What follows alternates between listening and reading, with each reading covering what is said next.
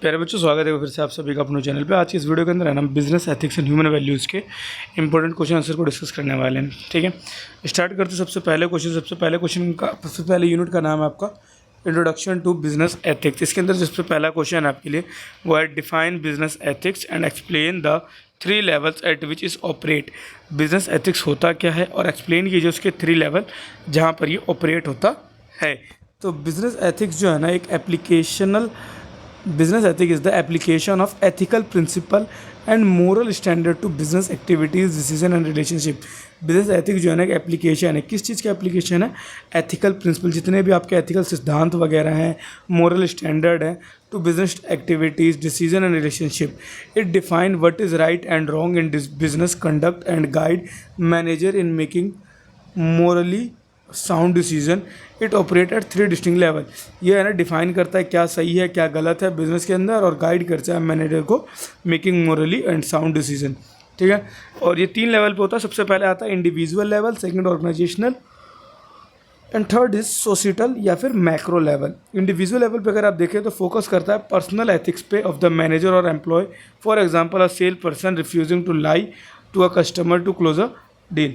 Like अपने अंदर खुद के लेवल के ऊपर अपने एथिक्स को देखना, चाहे वो पर्सनली मैनेजर या फिर एम्प्लॉय वगैरह। ठीक है, फिर ऑर्गेनाइजेशनल लेवल वो फोकस करता है कंपनीज पॉलिसीज़ पे, कल्चर पे, कोड ऑफ कंडक्ट पे। एग्जांपल के लिए आपको दे रखा है इन्फोसिस विसल बॉलर पॉलिसी और टाटा कोड ऑफ कंडक्ट।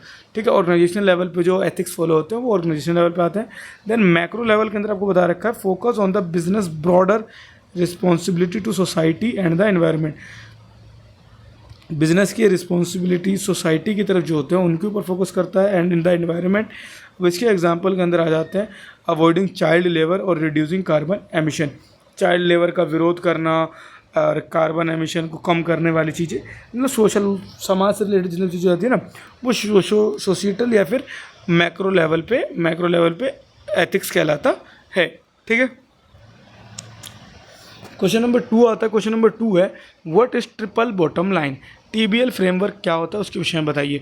तो जो टीबीएल फ्रेमवर्क होता है ना, triple bottom line framework, developed by John Elkington in 1994। John Elkington ने इसको डेवलप किया था 1994 में। Asserts that business must measure success on 3 dimension.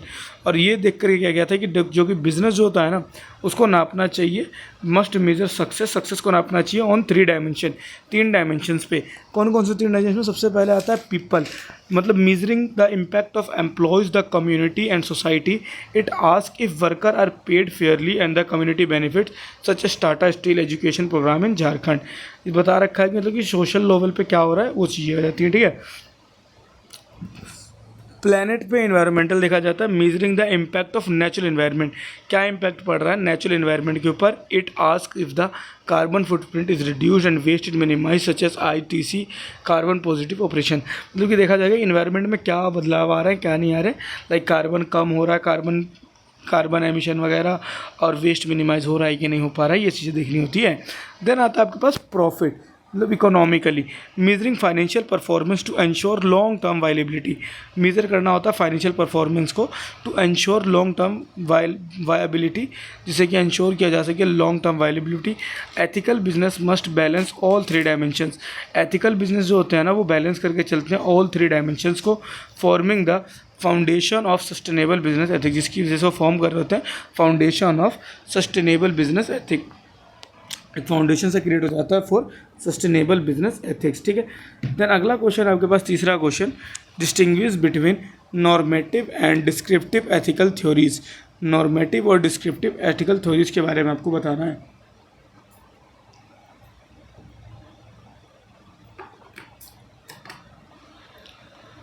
Normative ethical theories, these prescribed standard for right or wrong code asking what ought to be done, क्या करना चाहिए। they include utilitarianism, मतलब कि action producing the greatest good और for the greatest number.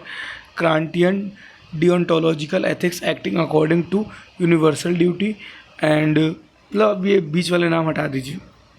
Normative के अंदर आप simply बता सकते हैं what ought to be do, और इसके अंदर आ जाता है action providing the greatest good for the greatest number, acting according to universal duty, focusing on cultivating individual character. ये 3 चीज़ें आ जाती हैं आपकी नॉर्मेटिव एथिकल थ्योरीज में। और डिस्क्रिप्टिव की अगर आप बात करें, डिस्क्रिप्टिव के अंदर आपके पास आ जाते हैं these observe and describe how people actually make moral decision.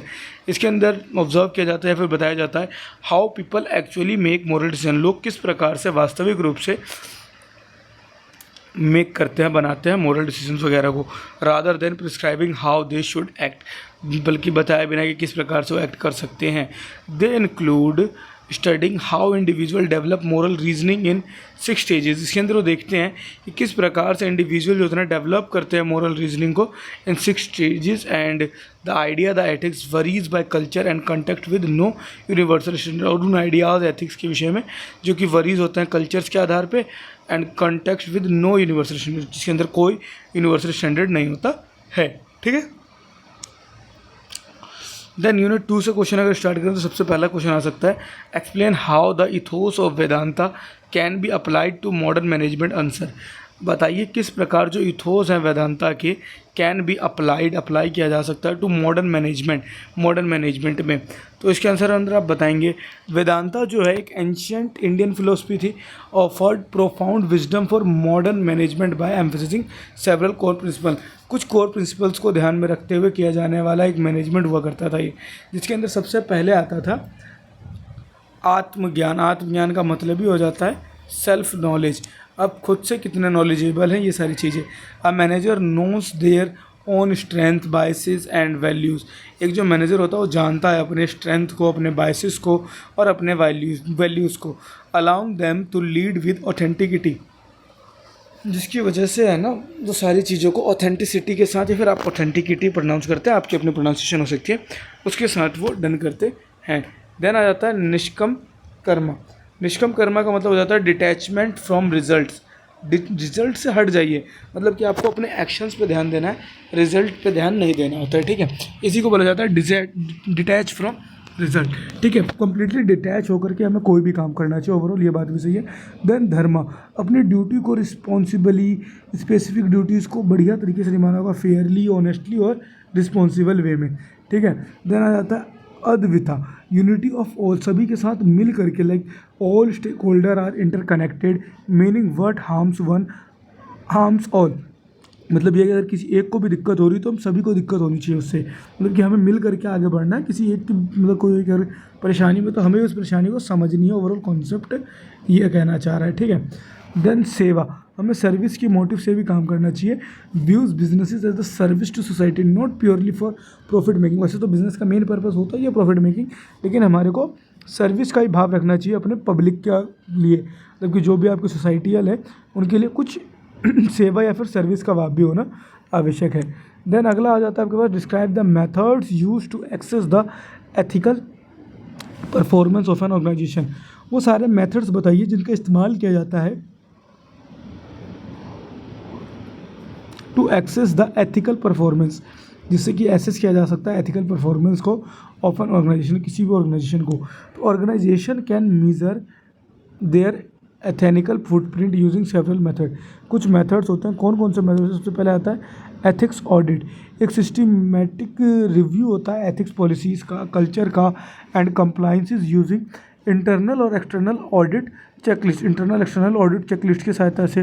Then 360 degree feedback, gathering ethics assessment from all direction, सभी दिशाओं से हमें इकट्ठा करना चाहिए एथिक असेसमेंट को, including peers, subordinates and supervisors, peer, subordinate और सुपरवाइजर्स के साथ, वाया स्ट्रक्चर सर्वे इंस्ट्रूमेंट्स के साथ। देन आ जाता है ESG स्कोरिंग। ESG स्कोरिंग के अंदर आपको बताया जाता है रिलाइंग ऑन एक्सटर्नल असेसमेंट पर रिलाई करना चाहिए of environmental, social and governance performance, मतलब कि environmentally, socially and governance performance के अनुसार भी। फिर आ जाता है business responsibility report, BRR, filing mandatory annual reports on ethics and sustainability. Filing mandatory में एनुअल रिपोर्ट, जितने भी एनुअल रिपोर्ट्स होते हैं उनको मैंडेटरी रूप से फाइल करना चाहिए on ethics and sustainability which is required for listed company in India via the SEBI mandate BRSR format. SEBI ने मैंडेट कर रखा है जितनी भी कंपनी लिस्टेड है ना उन सभी पे BRSR मतलब बिजनेस रिस्पॉन्सिबिलिटी रिपोर्ट्स। ठीक है, ये मैंडेटरी होता है, सबमिट करना ही होता है। देन आता है आपके पास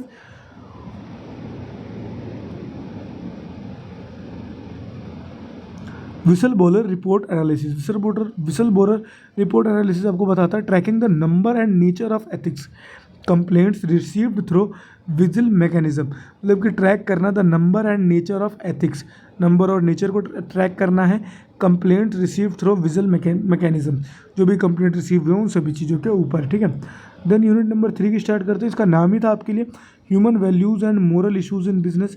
इसके अंदर सबसे पहला क्वेश्चन भी यही दे रखा है, what is karma yoga and how do nishkam karma and sakam karma differ in business construct, किस प्रकार ये अलग होते हैं बिजनेस के संदर्भ में। तो सबसे पहले कर्मा जो होता है कि स्पिरिचुअल लॉ होता है,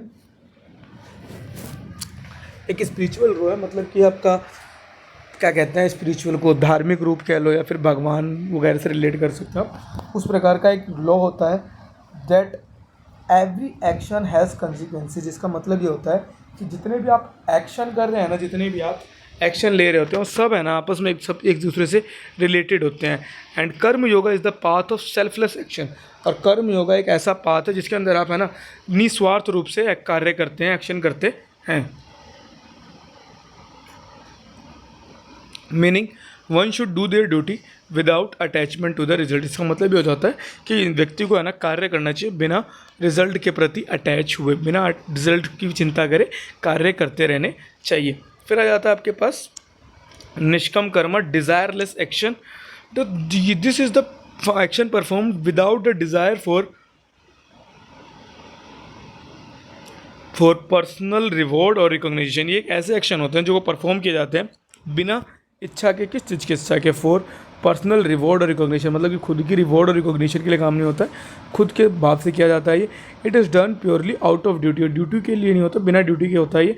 N ethical manager practice this by doing what is right even when no one is watching. एक एथिकल मैनेजर जो होता है ना प्रैक्टिस करता है इसको करके क्या करके, व्हाट इज़ राइट क्या सही है, even when no one is watching, even तब जब कोई उसे देख नहीं रहा होता है तब। अवॉइडिंग करप्शन और सेल्फ सर्विस डिसीजन, इसके अंदर करप्शन वगैरह अवॉइड किया जाता है और सेल्फ सर्विंग डिसीजन वगैरह लिए जाते हैं।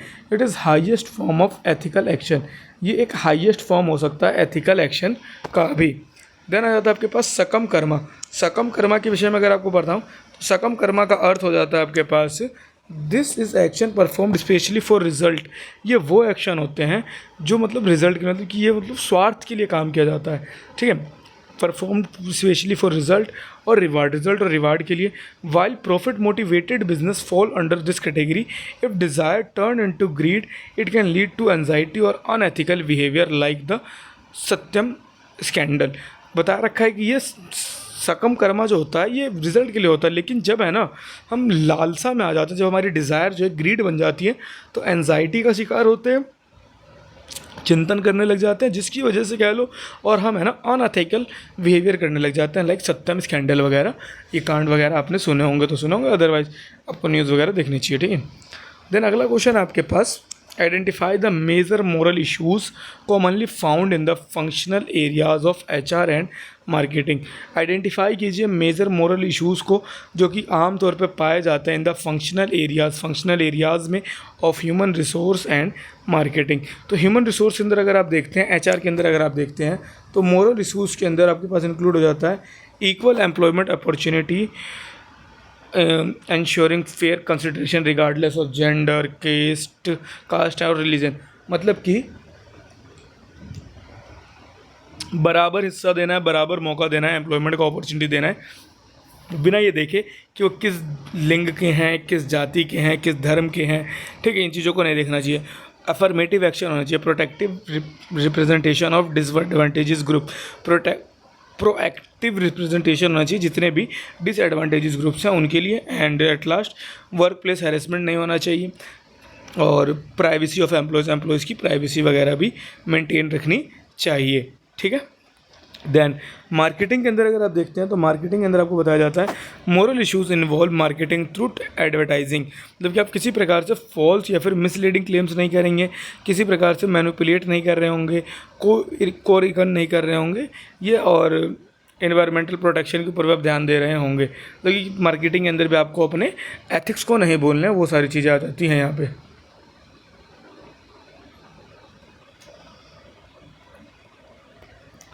देन अगला क्वेश्चन है आपके पास, define whistle blower blowing and explain the legal protection mandates in India. समझाइए विसल बॉलिंग को और एक्सप्लेन कीजिए जो भी लीगल प्रोटेक्शन मैंडेट हो रखे हैं इंडिया के अंदर। तो whistle blowing is the act of an employee reporting illegal, unethical or harmful activity happening with the organization to internal authorities or external parties like regulator or the media। ये act है employ reporting illegal का, ठीक है।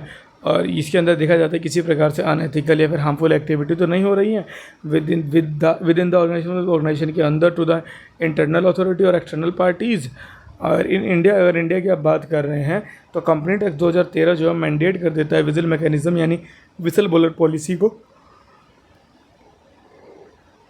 For all the listed company and those accepting public deposit, उन सभी listed companies के लिए जो कि एक्सेप्ट कर रहे होते हैं पब्लिक डिपॉजिट्स को।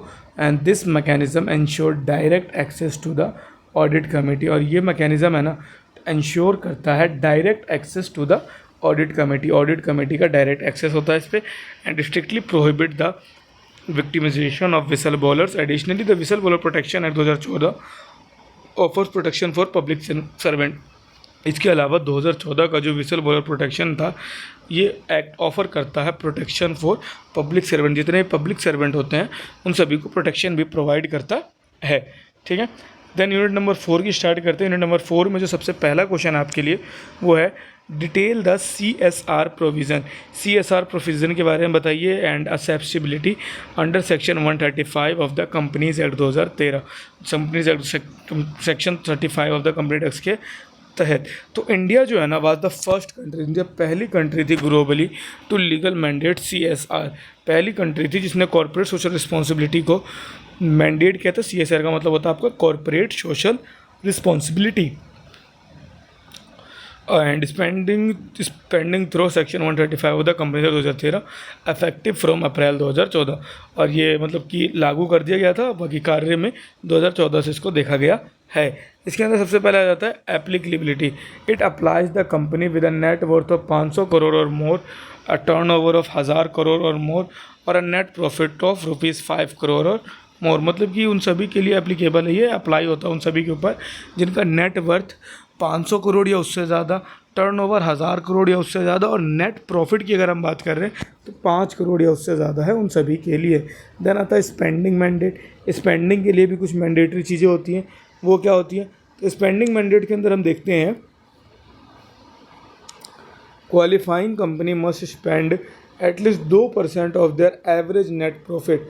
जितनी भी क्वालिफाइंग कंपनी है ना उनके लिए रिक्वायर्ड हो जाता है, मस्ट हो जाता है कि वो स्पेंड करे at least 2% of their average net profit, अपने एवरेज नेट प्रॉफिट का 2% from the preceding 3 financial year on corporate social responsibility.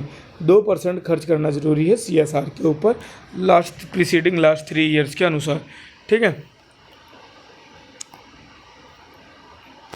Unspent amount. Any unspent fund must be transferred to the Schedule 7 activity fund with 3 year or the PM National Relief Fund within 6 month। बता रखा है किसी भी प्रकार का any अनस्पेंट fund है जो खर्च नहीं हो पाया उसको ट्रांसफ़र करना होता है शेड्यूल 7 एक्टिविटीज़ फंड में विद इन 3 ईयर 3 साल के अंदर, या नहीं तो PM रिलीफ फंड के अंदर 6 महीने के अंदर इसको रिटर्न करना होता है। फिर आता है आपके पास अप्रूव एक्टिविटी शेड्यूल्ड 7। अब अप्रूव एक्टिविटी शेड्यूल 7 क्या है ये आपको बताता है। Funds can only be spent on listed activities such as eradicating hunger and poverty। Funds का है ना सिर्फ और सिर्फ खर्च तब किया जा सकता है ऑन द लिस्टेड एक्टिविटी, जितने भी लिस्टेड एक्टिविटीज़ हैं उनके ऊपर, सच एज इराडिकेटिंग हंगर, भूख ख़त्म किया जाए, भुखमरी वगैरह, एंड पॉवर्टी, गरीबी मिटाई जाए, प्रमोट किया जाए एजुकेशन वगैरह को, इंश्योर किया जाए health and sanitisation and environment sustainability, और वातावरण सस्टेनेबल किया जाए। इन चीज़ों के विषय में आपको बताता है शेड्यूल 7, ठीक है। देन क्वेश्चन नंबर 10 है explain Carroll pyramid of CSR।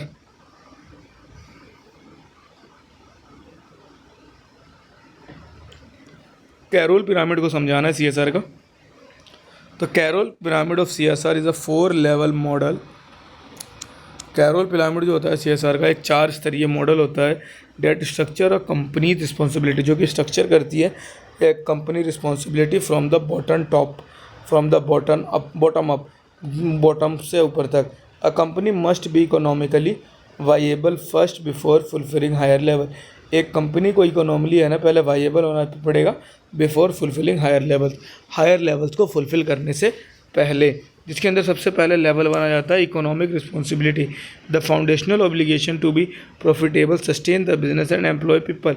सबसे पहले फाउंडेशनल ऑब्लिगेशन बनता है कि बिजनेस को है ना इकोनॉमिकली यानी प्रॉफिटेबल होना चाहिए और सस्टेन होना चाहिए, एंड एम्प्लॉय पीपल और लोगों को काम पे रख सके, ठीक है। Then legal responsibility, the obligation to obey the law and follow all applicable laws and regulation including paying taxes। सारे के सारे लीगल रिस्पॉन्सिबिलिटी पूरी करें, फिर एथिकल अपने अंदर एथिक्स को डेवलप करें, and at last philanthropic responsibility, being good corporate citizen by voluntary contributing to the community beyond business need। Business need के अलावा जा कर के भी है ना कंट्रीब्यूट करे कम्युनिटी के अंदर, जैसे टाटा ट्रस्ट और इन्फोसिस फाउंडेशन वगैरह करती है, ठीक है। फिर आ जाता है अगला question, what is ISO 26000। ISO 26000 क्या है, and outline its core subject, इसके कोर सब्जेक्ट्स के विषय में बताइए। तो आंसर में आप इसको पढ़ेंगे। ISO 26000 जो है ना एक इंटरनेशनल स्टैंडर्ड है जो कि पब्लिश हुआ था नवंबर 2010 में, प्रोवाइड करता है गाइडेंस ऑन सोशल रिस्पॉन्सिबिलिटी, तो गाइडेंस प्रोवाइड करता है सोशल रिस्पॉन्सिबिलिटी के ऊपर। Crucially it is voluntary guidance standard and not a certificatable. ये एक वॉलेंट्री गाइडेंस स्टैंडर्ड होता है, मतलब कि इच्छुक वाली चीज़ें हैं, नॉट सर्टिफिकेटेबल, इसका कोई सर्टिफिकेट वगैरह नहीं होता। It provide a framework based on 7 core subject, ये 7 चीज़ों के ऊपर बेस्ड फ्रेमवर्क प्रोवाइड करते हैं। कौन कौन सी 7 चीज़ होती हैं, ऑर्गेनाइजेशनल गवर्नेंस मतलब डिसीजन मेकिंग और एथिकल कंडक्ट है कि नहीं है। सेकंड आ जाता है human right, due to diligence against force child labour and discrimination, human rights को ध्यान में रख के किया जा रहा है कि नहीं, लेबर प्रैक्टिसेस सारे लेबर लॉज को फॉलो होकर हो रहा है कि नहीं, इन्वायरमेंट को कोई हार्म तो नहीं कर रहे हैं। फेयर ऑपरेटिंग प्रैक्टिस होना चाहिए, मतलब करप्शन वगैरह में किसी प्रकार का रोल तो नहीं है इनका। देन कंज्यूमर इश्यूज़, लोगों की समस्याओं वगैरह को दूर करें, लाइक फेयर मार्केटिंग करें, सेफ्टी के साथ करें, एंड डाटा प्रोटेक्शन का भी ध्यान रखें। और लास्ट आपको बता रखा है community involvement and development, social investment in education culture and health, socially investment होनी चाहिए एजुकेशन के अंदर, कल्चर के अंदर और हेल्थ के विषय में, ठीक है। तो ये थे लगभग आपके business ethics and human values के इंपॉर्टेंट क्वेश्चन आंसर। उम्मीद करता हूँ आपको वीडियो अच्छी लगी होगी। काफ़ी बच्चों के कमेंट्स आ रहे हैं कि उनका जो एडवांस बिजनेस रिसर्च का पेपर हुआ है काफ़ी ख़राब हो गया है, कुछ कह रहे हैं कि हमसे लेटर वगैरह लिखवाया, ऑनर्स का पेपर दे दिया, कुछ कह रहे हैं कि आउट ऑफ सिलेबस है, किताब में अलग सिलेबस था, सिलेबस में अलग सिलेबस, अलग यूनिट्स प्रोवाइड कर रखी हैं। तो अब पुरानी चीज़ों को गाने से कुछ भी नहीं होगा, आप लोग आगे बढ़िए और अपने अगले पेपर की ओर फोकस कीजिए। जो होना था वो तो हो चुका है, बाकी मैं आपसे ये सजेस्ट कर पाऊँगा कि आप बिज़नेस एथिक्स का पेपर आप अच्छे से दीजिए, और अभी जब इंटरनल आपके 20 से स्टार्ट होंगे तो इंटरनल अच्छे से दे दीजिएगा, ठीक है। क्योंकि इंटरनल देने के बाद ही आप कहीं ना कहीं पास और फेल, मोस्टली तो इंटरनल पे ही बेस्ड हो चुका है हमारा ये सिस्टम। क्योंकि अगर बच्चा इंटरनल में फ़ेल है उसको फ़ेल कर देते हैं, इंटरनल में मार्क्स कम आए हैं तो भी उसे फ़ेल कर देते हैं। तो इंटरनल आप लोग अच्छे से दीजिएगा, और उम्मीद करता हूँ वीडियो आपको अच्छी लगी हो।